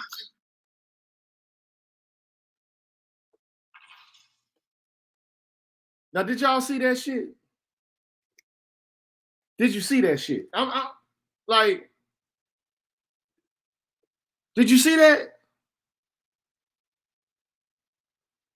Now, let me tell you something. Only in a gynocracy would some shit like that happen. And the man is not really he's not running from her. He's not running from her. And I'm not saying that there's no pathology in the black community and that men don't fucking slap women around. I'm not saying that.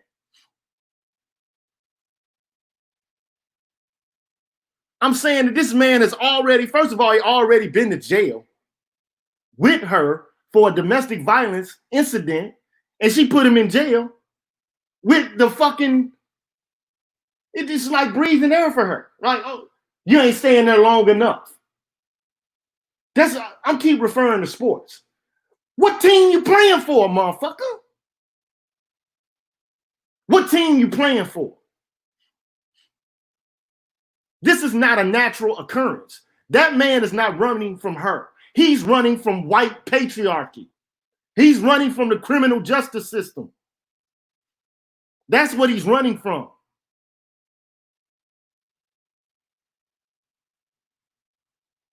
That's what that man is running from.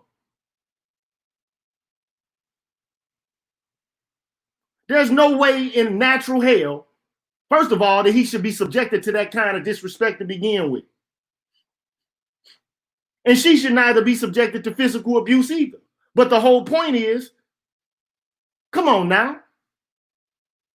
It takes gorilla nuts to feel like you got the Verizon man behind your back to do some shit like that.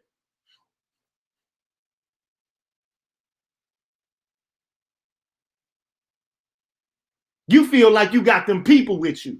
You feel like you Gestapo. You're part of the mob. You feel like you made to do something like that.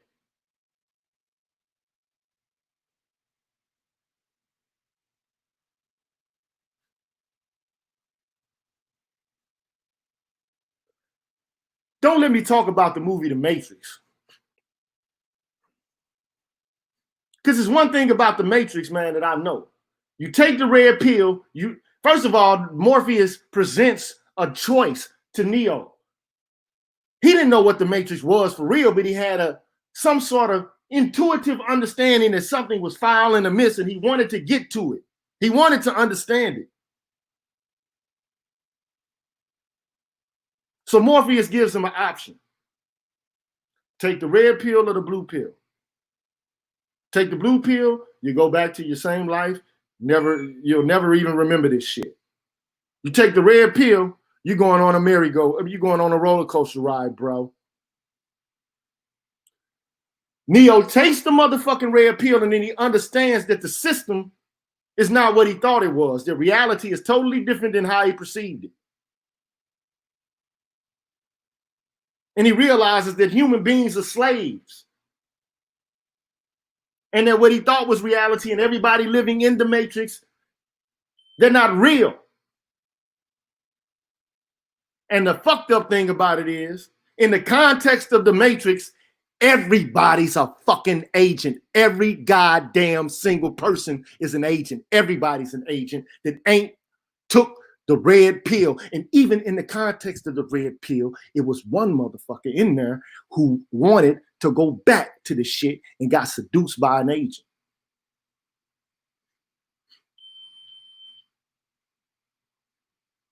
Make me forget it all.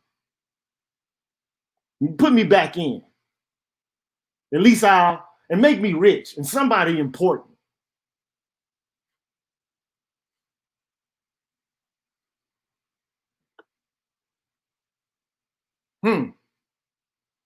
Let me get back. Buffoonery and coonery number 2. The material and real life conditions that undergird the gynocracy.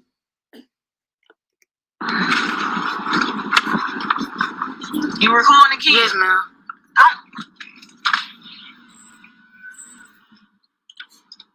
Girl, y'all all right?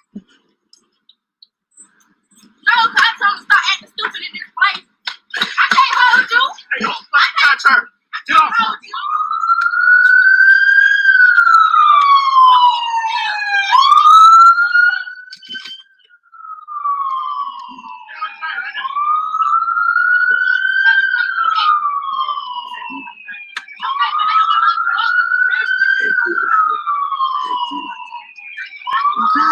Yes, ma'am. Let me see.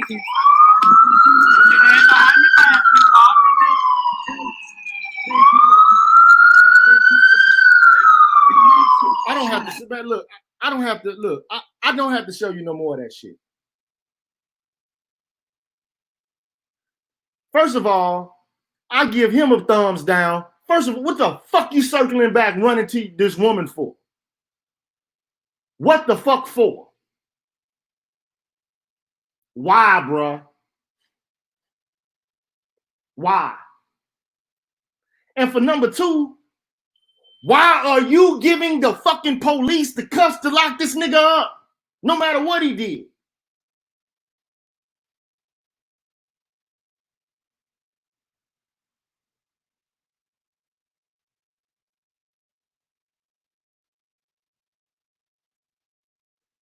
Really? I mean, this is the same shit from David Walker's appeal when I read it off. There were 60 Negroes who were locked up. They broke free. Now, the women were not locked up, or the children. They got free. Thought they killed everybody, but they left one person alive. The woman helped the motherfucker up that had her. Well, apparently she wasn't locked down, so the same conditions didn't apply to her. She ends up putting this motherfucker back on his horse, making sure he's all right, even though he's taken her to slavery. Helps him get back on his horse. Then they go find all of the Negroes, hang them, and hang some of the women too. Coonery, buffoonery.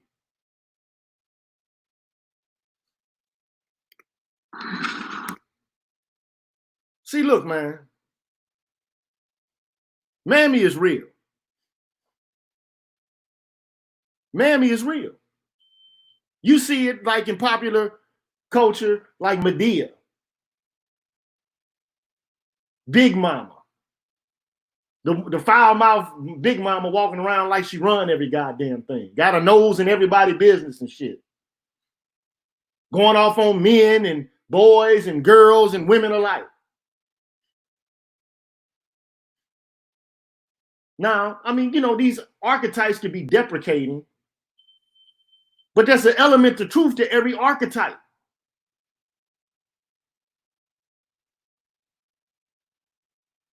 Only in the gynocracy, man. It's like being on the plantation or Jim Crow. You got the Sapphire, the sassy, slick mouth motherfucker. Now, I ain't saying ain't no male equivalents to some of this crazy shit. They got deprecating archetypes related to black men too.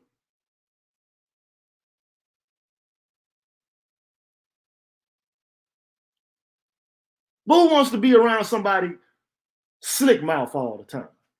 No respect. Feel like they can say anything or do anything to you. And you better not say nothing back.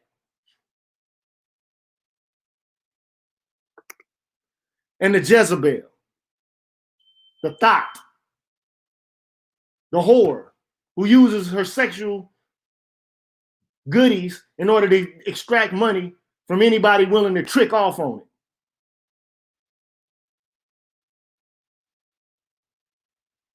These are the this is the gynocratic bullshit that we live with on a day-to-day basis.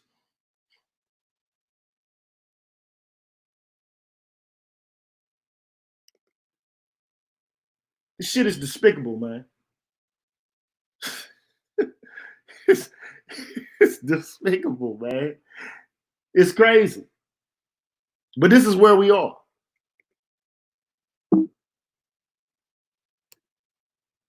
This is where we find ourselves. And, you know, I'm at a loss for words, man. I'm at a loss for words. We can do better than this. We can do better than this. I know that our forefathers and our foremothers didn't die for this. Coonery and buffoonery. People vying for attention. People mad over their sexual preferences. People, you know, willing to sell out and, you know, cash in for cash. Instead of trying to help all us get free. To make sure we all have the material conditions in which we can thrive and flourish as a people. It's like being caught in the wilderness and Moses is seeing people worship idols and shit.